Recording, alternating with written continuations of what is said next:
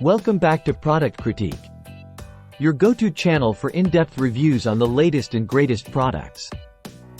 Today, we're diving into the world of coffee aficionados with what I confidently consider the best Italian grinder available in the market. The JavaPresse manual stainless steel coffee grinder. Let's get into it. First off, let's talk versatility. This grinder boasts a whopping 18 adjustable settings, giving you complete control over the coarseness of your grind. Whether you're brewing espresso, pour over, French press, or drip coffee, this grinder has got you covered. And let's not forget about convenience. This manual grinder is perfect for both home use and on-the-go brewing.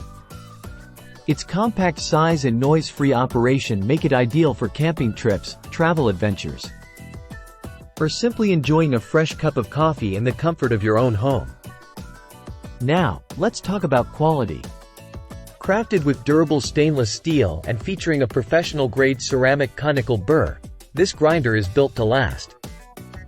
In fact, it's tested to last 5 times longer than comparable stainless steel burrs.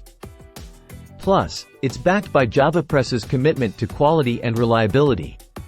But here's what sets this grinder apart: its impact on the world. JavaPresse is more than just a coffee company.